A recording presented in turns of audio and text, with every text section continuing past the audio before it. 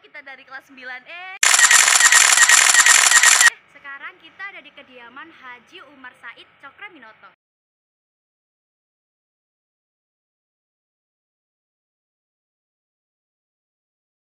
Nah teman-teman, rumah ini adalah rumah Haji Umar Said Cokraminoto selama dia tinggal di Surabaya. Dan juga di rumah ini pula ada kader pejuang bangsa seperti Alimin, Darsono, Semaun, Soekarno di Gembleng. Teman-teman, Pak Haji Umar Said Cokraminoto sering dipanggil oleh orang-orang Belanda adalah Raja Tanpa Mahkota. Beliau adalah bahnbreker Indonesia, peretas jalan, dan juga peletak fondasi awal bangunan Republik. Nah, Bapak Cokraminoto ini lahir pada tanggal 16 Agustus 1882 di Desa Bakur, Madiun, di Jawa Timur. Sejak belia, Cokraminoto ini telah keluar jiwa pemberontak. Sebagai putra Wedono, Cokro terkenal nakal. Misalnya ketika bermain kuda-kudaan, kawan-kawan mainnya sering dimasukkan ke kurungan. Lalu, karena tabiatnya, ia beberapa kali harus dipindahkan sekolahnya. Namun berkat kecerdasannya, Pak Cokro ini berhasil menyelesaikan sekolah rakyat. Setelah itu, dia dikirim ke Magelang, meneruskan belajar di Ospia. Tahun 1902, Sekolah Ospia Magelang dibangun. Magelang adalah sekolah pendidikan bagi calon pegawai-pegawai Bumi Putra pada zaman Hindia Belanda.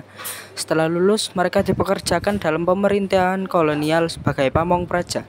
Sekolah ini dimasukkan ke dalam sekolah keterampilan tingkat menengah dan mempelajari soal-soal administrasi pemerintahan. Pada tahun 1903, Haji Umar Said Cokraminoto lulus dari Ospia Magelang. Sesuai dengan jalur pendidikannya, Cokro menjadi juru tulis di Kepatihan Ngawi dalam kurun waktu 3 tahun. Pada tahun ini, Cokraminoto menikah dengan seorang Soeharsikin. Lantaran hati tidak nyaman dengan tradisi birokrasi seperti perintah jongkok dan menyembah, ia undur diri pada tahun 1905. Inilah letupan yang memecahkan hubungan dengan mertuanya. Pada 07, setelah mengundurkan diri sebagai juru tulis di Kepatihan Ngawi, Cokraminoto pada tahun 1907 di bulan September hijrah ke Surabaya dan tinggal di Jalan Peneleh. Di kota ini ia bekerja di firma Koi dan CO di perusahaan dagang dan dia udah menempati bagian administrasi. Mata bekerja sebagai ketua Syarikat Islam dan penghasilannya tidak banyak.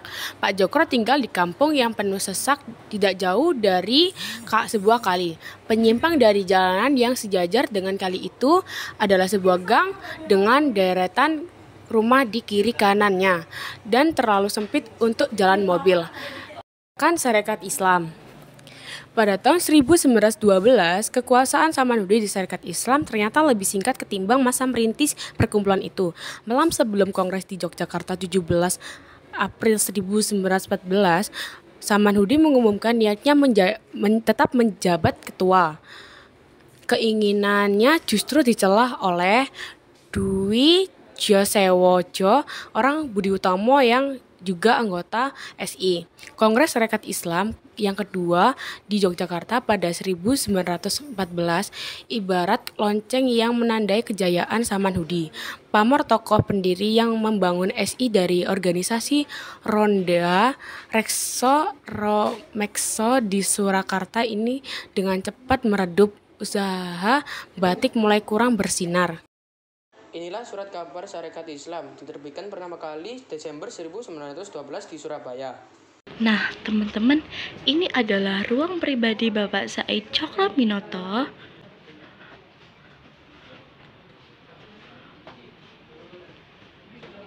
Pada tahun 1931, Bapak Haji Utomo Said Cokraminoto mulai sakit-sakitan dan pada tahun 1934, tepatnya pada tanggal 17 Desember, beliau wafat. Akan tetapi, setelah Bapak